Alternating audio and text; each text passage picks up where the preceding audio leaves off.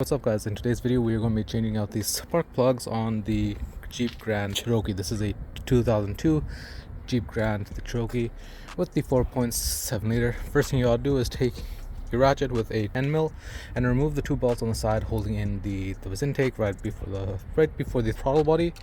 There's two hose clamps that need to be loosened up, and you remove this hose as well, and then you can pull the entire thing right off. Afterwards, you still take the 10 mil and you remove the bolts holding in the ignition coils. So we're going to be doing that first, and then I'll get back to you guys when we remove the ignition coil and put in the spark plugs. Alright guys, and before we continue on with today's video, I wanted to ask you guys to please hit the subscribe button down below. It really means a lot, helps out the channel, and it's completely free. We are trying to get to 1K as soon as possible, and with your guys' help that can be done within the month or by the end of March, and I really appreciate you guys for that. So if you guys could, again, please hit the subscribe button down below. It's completely free, and hit the bell notification if you guys want to stay up to date with my current videos. I'm going to be posting YouTube shorts daily and 2 long form videos a week. And yeah, that's gonna be it for me for now, guys. Hope you guys enjoyed this video, and I'll see you in the next one. See ya. Alright, so once you remove all of the bolts, all of the nuts holding in the ignition to coils, for the right hand side for cylinder 1, 3, 5, and 7, it is fairly simple and easy.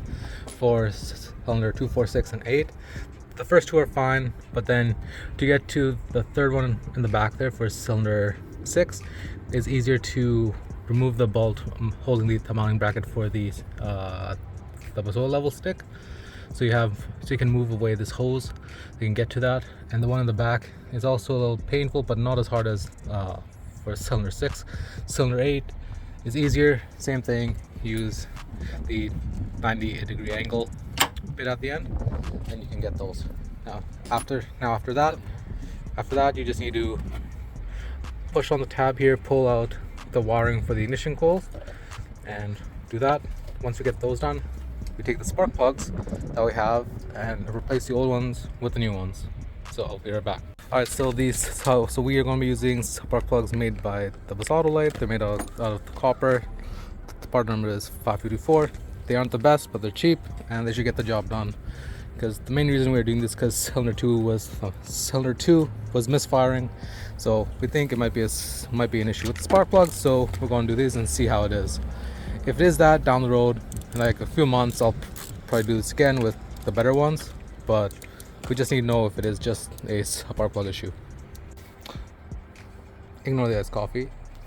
So we remove the ignition coil, remove the spark plug. Here's the old one, here's the new one compared. It's not burnt out, and it is the better brand. It's by NGK, but the new one should still be better. Now just put this one in and do that for all of them.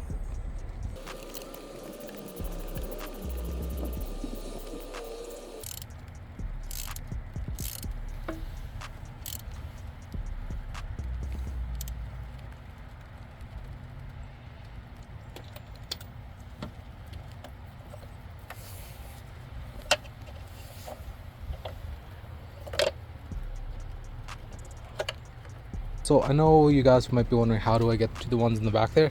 Thing is, I have the 90-degree angle hooked over there, but I also have a large extension with my ratchet that bends as well, so I can get back into there nice and easy. I don't know about the one in the back. I still need to do that, but this one right here, I am able to get this one right just like that. Same goes for this side. This side I thought would be much harder, but it actually isn't. This side you're going to have more of the difficulty getting to the one in the back. So I'll get these ones done, and if I have another issue with the one in the back, that'll be the very next clip. Alright, so we're on the very last one as well. Same thing, just use the extension. It is in there very deep, but it should be able to get the job done. So we don't have to remove any of the extra wiring to do these spark plugs on the 02 Jeep Grand Cherokee with the 4.7. Just have to remove the air box, and everything else you can reach by hand. It does seem a bit tight over there, so if you have big hands like me, it is a bit tougher, but you can still get the job done. Alright, so I'm gonna get this done, and we'll fire it up and make sure that misfire is gone. Okay, everything else is now bolted back together. Filters and everything are all in there.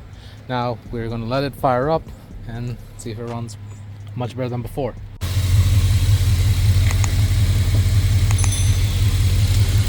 Seems to be working better, so there you guys go.